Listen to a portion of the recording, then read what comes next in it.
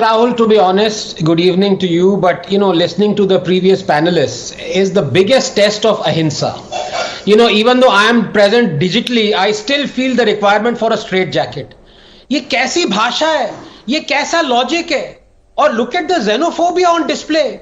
Bihari, UP वाले भैया, what is this?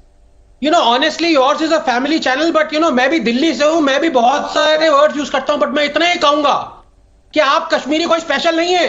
अपने आप को पता नहीं जो समझ रखा है. You are as special as the rest of us. You understand? और ये जो आप कहते रहते हैं ना, हिंदुस्तान किसी के बाप का थोड़ी ना है. ये कश्मीर भी किसी के बाप का नहीं है, और कश्मीर किसी के बाप के बच्चों का भी नहीं है. ना मैंने ये get this in your head.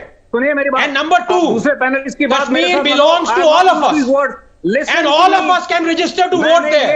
Like all of us can register to vote in any state. तो ये अपनी बकवास बंद रखिए.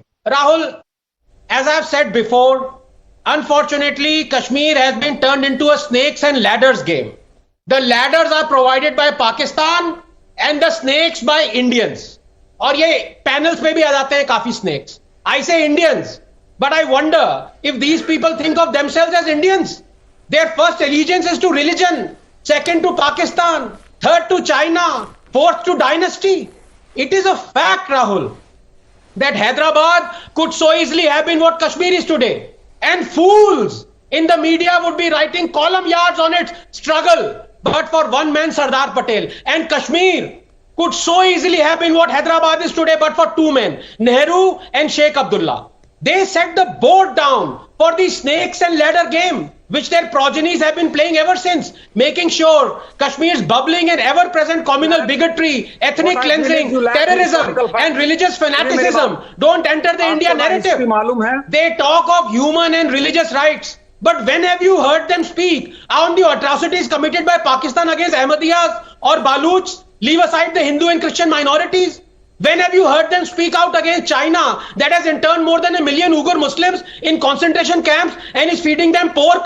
तब वो Muslims नहीं रहते. When have you heard them speak out against the brutal trampling of human rights of lakhs of Dalits, Gurkhas, women, Sikhs, refugees, homosexuals in Kashmir because of 370 and 35A? But I'll tell you, when they do speak out, when their power and authority are threatened, like when Sheikh Abdullah spoke out and I quote, self-determination is our right.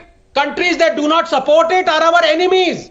Or when Farooq Abdullah spoke out and I quote, they want to abolish 370 and we will remain silent. Inshallah, we will fight. We dare them. Allah would want that we gain independence from India. Quote unquote. And when it comes to one particular dynasty, you showed the clip of that, Miss Mehbooba Mufti. Rahul, one would be hard pressed to find a bigger hypocrite or a bigot. From choosing a rape accused as an election candidate to threatening rivers of blood if 370 was abrogated, to shedding tears and mourn the death of terrorist Wani, to saying flags other than the tricolor will fly, to threatening sedition of saying, quote, why would a Muslim majority state want to stay with India, unquote, to wanting to introduce punishment according to Sharia law in Kashmir and death by stoning. Mehbooba Mufti has scaled all methane spewing landfill summits. The only people objecting to this decision are these bigoted Islamic dynasts, because this threatens their ability to control Kashmir. Kashmir किसी के बाप का नहीं है, ध्यान में रखना ये बात.